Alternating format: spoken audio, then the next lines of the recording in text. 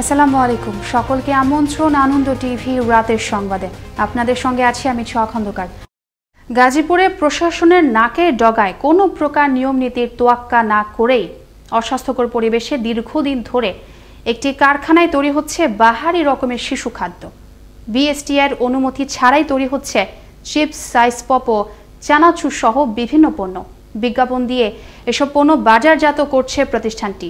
BSTI এর অনুমোদনবিহীন শিশু খাদ্য বা যে কোনো ধরনের খাদ্য বা কোনো পণ্য উৎপাদন করা সম্পূর্ণ বেআইনি বলছেন সংশ্লিষ্ট কর্তৃপক্ষ। গাজীপুর থেকে জসিমউদ্দিনের প্রতিবেদন, জানাচ্ছেন মোস্তফা কামাল তোহা।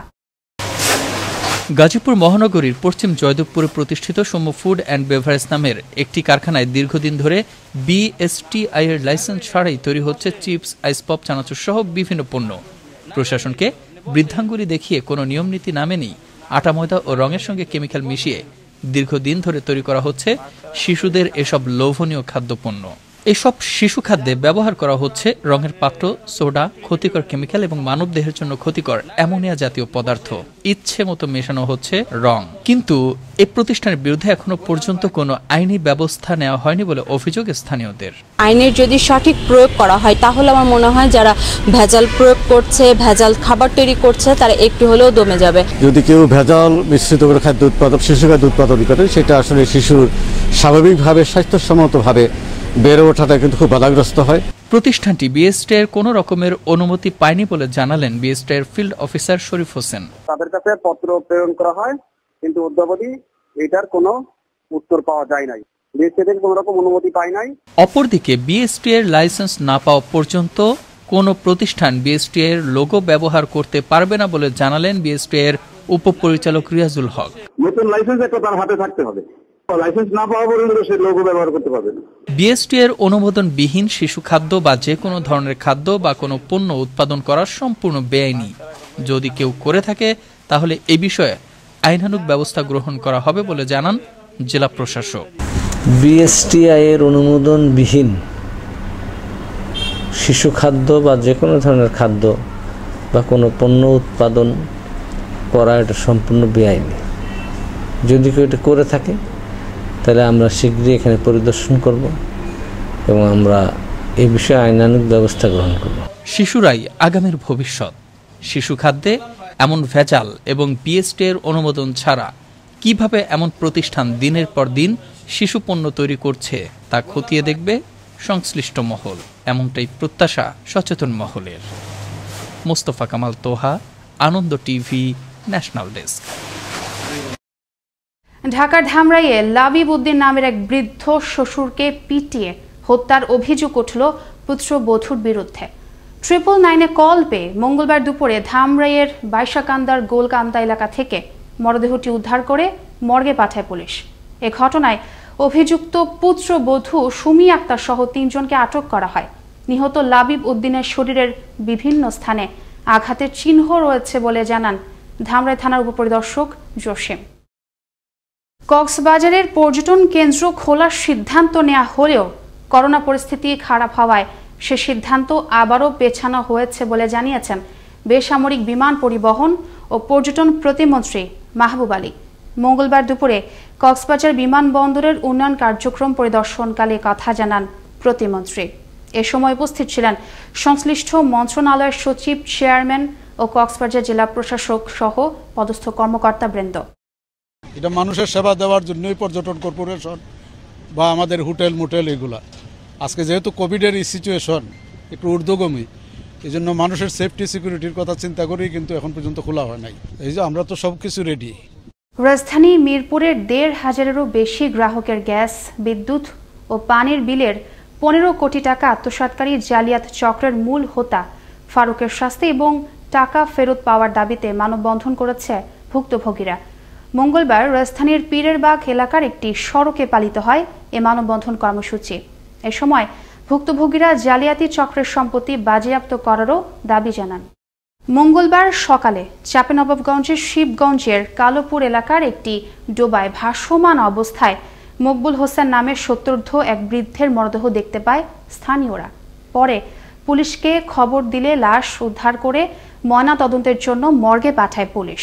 এ ঘটনায় অজ্ঞাত একটি হত্যা মামলা দায়ের করা হয় বলে জানান শিবগঞ্জ থানা ভারপ্রাপ্ত কর্মকর্তা ফরিদ হোসেন। খুলনায় অটো গ্যাস ফিলিং স্টেশনের মালিকরা মানছেন না সরকারি নির্দেশনা।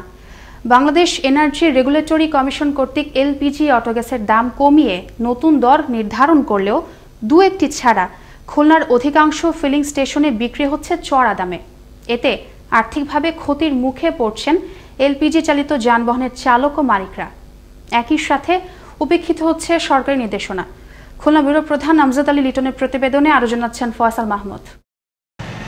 চলতি বছরের 12 এপ্রিল বাংলাদেশ এনার্জি রেগুলেটরি কমিশনের এক আদেশে জুন মাস থেকে সারা দেশে ভোক্তা পর্যায়ে অটো গ্যাসের দাম 45 টাকার পরিবর্তে নির্ধারণ করেন 41 টাকা 74 পয়সা। খুলনায় অধিকাংশ এলপিজি ফিলিং স্টেশনে মানা হচ্ছে না বাংলাদেশ এনার্জি রেগুলেটরি কমিশনের নির্দেশনা। আরো গ্যাসের দাম যে বাড়তি তাতে যে আইন কেউ আমাদের হয় এটা আমাদের পড়তে হয় না, সংসার চালানো খুব কষ্ট হয়ে দাঁড়ায়। সরকার আমাদের টাকায় গ্যাসের দাম কমাইছে কিন্তু আমরা কমে পাচ্ছি না।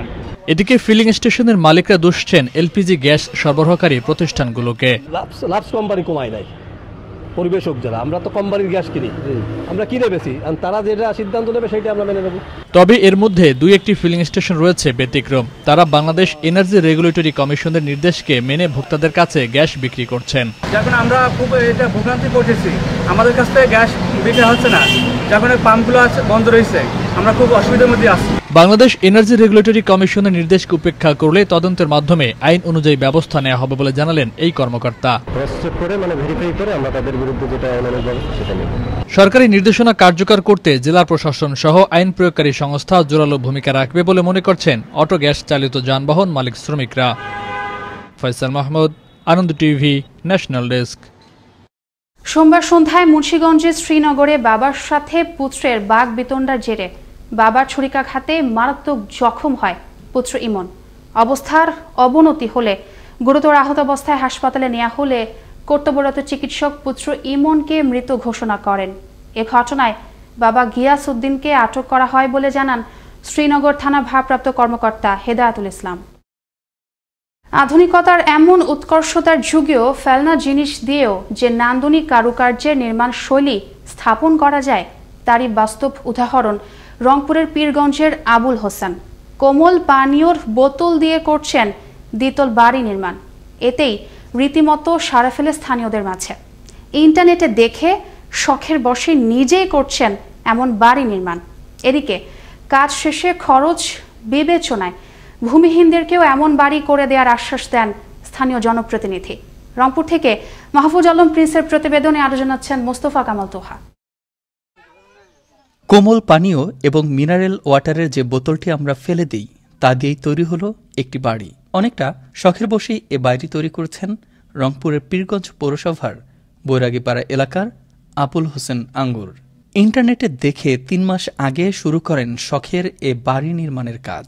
একটি বাড়ি তৈরিতে যে পরিমাণ ইট প্রয়োজন তার বদলে রংপুর ও এর আশপাশের বিভিন্ন স্থান থেকে বোতল সংগ্রহ করেন তিনি। 4 কক্ষের এই বাড়িতে থাকবে রান্নাঘর, বারান্দা, গোসলখানা এবং টয়লেট।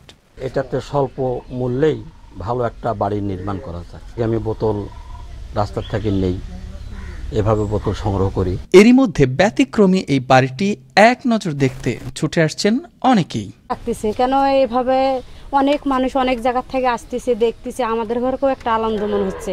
আমাদের ইনশাআল্লাহ তো খুব সুন্দর, কারণ এটা আনকমন জিনিস। এলাকা সুন্দর লাগছে। অবশ্য আমি আরো 2 দিন আসছিলাম এখানে, আজকে দেখলাম সুন্দর লাগতেছে। পরিবেশ বান্ধব ও সাশ্রয়ী হলে ভূমিহীনদের এই বোতল দিয়েই বাড়ি তৈরি করার আশ্বাস দিলেন পীরগঞ্জ উপজেলা পরিষদের এ জনপ্রতিনিধি। তো এই ধরনের উদ্যোগ এটা আমি দেখি, যদি তার জমি নাই, জমি আছে ঘর নাই, এই রকম প্রকল্প আমরা তো সরকারিভাবে বহু জায়গায় দিছি। আমি ইতিমধ্যে দেখবো, আবার যা দেখি যদি ইনশাল্লাহ সেটা পরিপক্ত হয় এবং পরিবেশ বান্ধব হয় তাহলে আমরা এটাতে অবশ্যই তাকে সহযোগিতা করব এবং উৎসাহিত করব। নতুন এই প্রযুক্তিকে সম্ভাবনাময় বললেও শতভাগ নিরাপত্তা নিয়ে কিছুটা সংশয় প্রকাশ করছেন সংশ্লিষ্টরা। এর আগে বোতল দিয়ে বাড়ি নির্মাণ করেন লালমনিরহাটের রাশেদুল আলম ও আসমা খাতুন দম্পতি। মোস্তফা কামাল তোহা, আনন্দ টিভি, ন্যাশনাল ডেস্ক। এই ছিল এখনকার মতো।